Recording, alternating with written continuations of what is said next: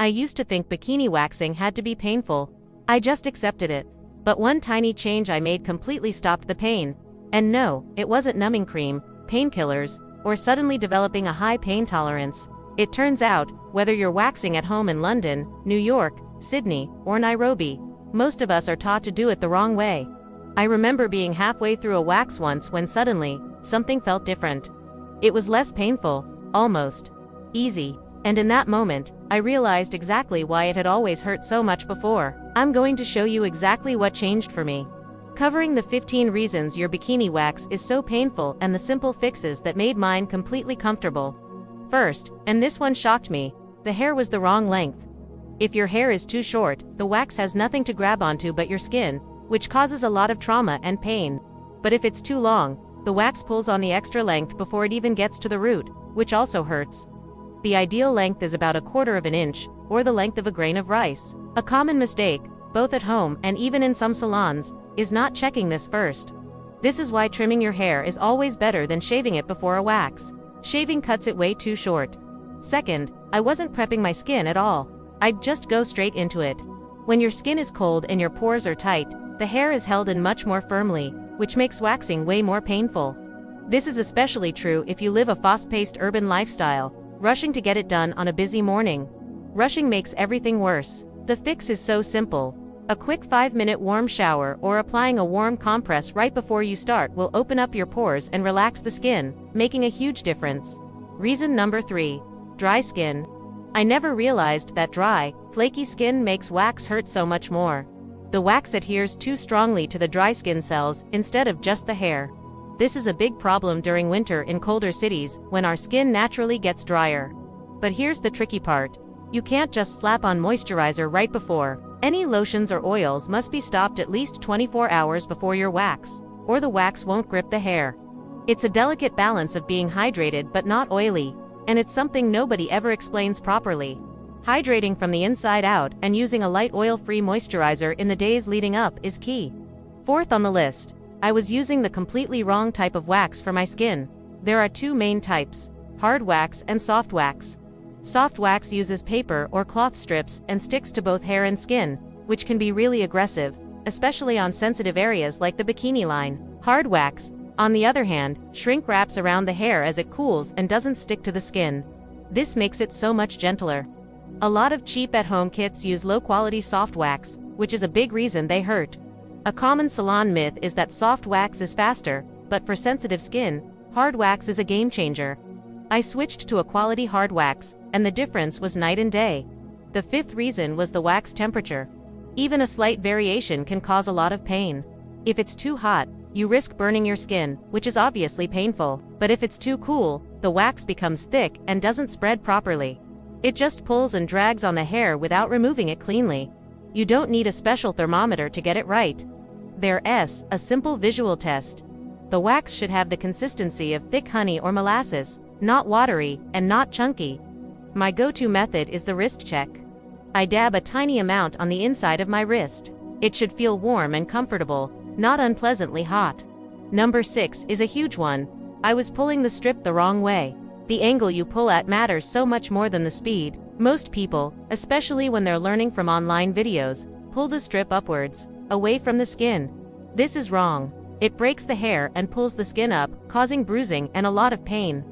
The correct way is to pull the strip parallel to the skin, back along itself, as close to the skin as possible.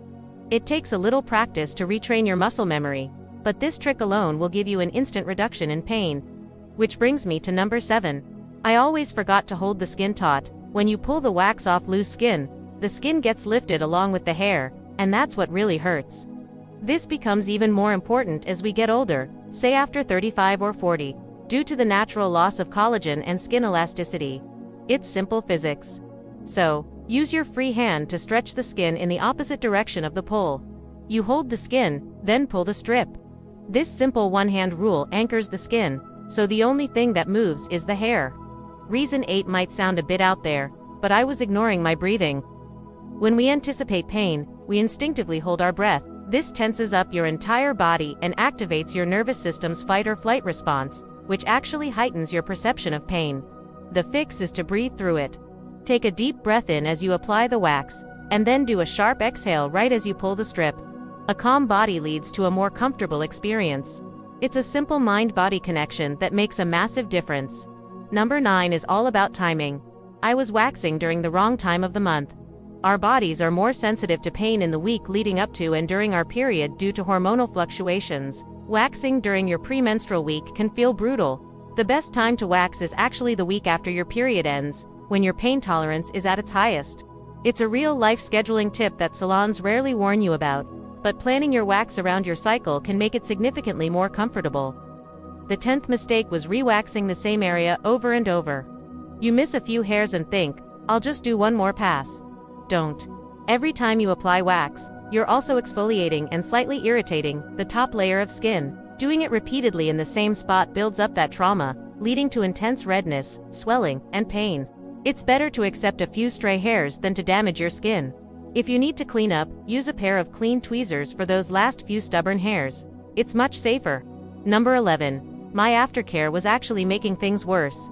After a wax, your skin is sensitive and your pores are open. The worst thing you can do is jump into a hot shower, wear tight synthetic underwear, or go for a run. Heat and friction create inflammation, which can lead to painful bumps and irritation. The 24-hour golden rule is to keep the area cool, clean, and free from friction. Think cool or lukewarm showers, loose cotton underwear, and avoiding exercise. Simple cooling rituals, like a cold compress, can feel amazing and help calm the skin right down. 12th, I confused pain with technique. I used to believe that if it didn't hurt, it wasn't working. This is the beauty is pain lie we're all fed. But the truth is, a gentle technique can still give you perfectly smooth results. Skilled estheticians often look like they're working slowly and methodically, not ripping strips off with brute force. It's about confident, controlled movements, not just raw power. Reframing my expectations and realizing that a good wax doesn't have to be an ordeal was a major mental shift for me. The 13th point is a modern problem. I compared myself to influencers. I'd see these flawless, calm waxing videos online and wonder what was wrong with me. But we have to remember that filters hide redness, edits cut out the wincing, and everyone has a different pain threshold. We see perfectly smooth results on a 22-year-old and compare it to our own 40-year-old skin, which is naturally more sensitive. We have to focus on our own confidence and comfort over comparison. Real women have real skin with real reactions. 14th, and this is a deep one, I just thought pain was a normal, unavoidable part of waxing. This idea is rooted in cultural myths that tell us beauty requires suffering. We hear beauty is pain so often that we start to believe it, but this belief keeps us from seeking better techniques or questioning why something hurts. For me, empowerment came through education. Learning the why behind the pain is what finally changed my mindset and made me realize it didn't have to be this way. And finally, the 15th reason, which ties it all together. The real fix wasn't a single product or hack. It was creating a routine. It's the combination of proper prep, the right technique, and correct timing. Consistency is what transforms waxing from a painful chore into a manageable ritual. My routine of a warm shower, checking hair length, using hard wax, pulling correctly, breathing, and proper aftercare is what I do every single time now. And this system works anywhere, no matter what. It's how pain-free waxing became my new normal. Once I fixed these few things, waxing stopped being something I feared and became just another calm self-care ritual. If this helped you rethink bikini waxing, you're not alone. Subscribe to Wax and Glowwear, comfort meets confidence. Let me know in the comments what hurts most about waxing for you, and please give this video a like if it helped ease your fear. See you next time.